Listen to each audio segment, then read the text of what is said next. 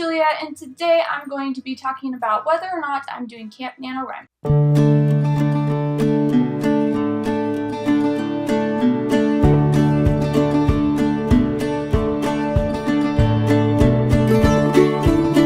So if you're not new to my channel and you've watched my recent videos, then you probably know that I've been kind of struggling on whether or not I was going to do Camp NaNoWriMo for 2018. I did do it last year, but I kind of like started it and did it for like a week and then just didn't do it. And a lot of that was because I was editing, not writing. So it's kind of hard to like stick to a certain amount of pages that I was going to edit a day. I don't know, it was different than just, you know, writing. So I finally came to a conclusion on whether or not I was going to do Camp NaNoWriMo, and I actually decided to go ahead and do Camp NaNoWriMo. And the reason why I was having difficulty deciding whether or not I was going to do it is because I was scared that if I pushed myself to write rather than just writing when I felt like it, that I would do like what I do after Camp NaNoWriMo, which is I get so stressed out that I don't write for a month or two. And at this point, I'm so close to finishing my story that I don't want that to happen. I really just want to keep writing when I feel like it, which has been every day, about 500 words. So I was just scared that I was going to push myself too much, and I just really want to keep a flow going enough to just finish my story in the next couple of weeks. I am currently at about 49,500 words, which originally I was planning on the story being about 50,000 words, but I think that's going to be more in the round of 55,000 to 60,000 words.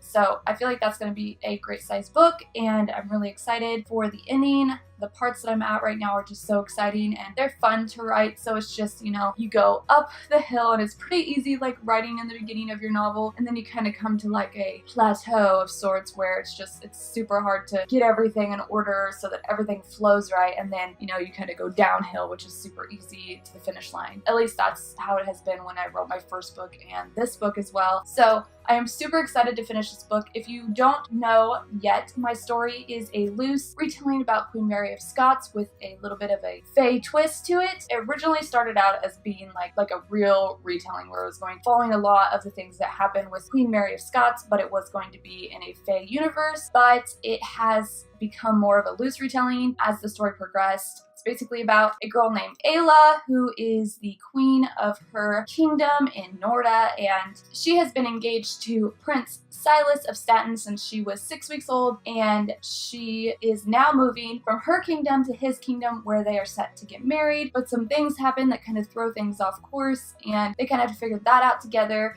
Meanwhile, this book is also a dual perspective between one of her ladies, Nova, who is kind of an assassin in training, and she's also one of the most powerful fae of their world. And it also follows the other three ladies in waiting, but it's not really it doesn't have their perspectives, it just has them in it, and that is Jocelyn, Ella, and Esta, and they have their own kind of little stories in there too, but it's mostly focused on Ayla and Nova and how they help Stettin keep the kingdom running smoothly and their adventures together, and Nova's passion to keep Ayla safe and make sure that she rules the best way that she can. So it is a story that I'm very proud of. Every time I read it back, I'm so excited about this story, which, I mean, obviously I'm biased because my story, but I hope that once it gets out there in the world for everybody else to kind of see, that they'll like it as well. Obviously that is my goal, is to create something that everybody can enjoy reading.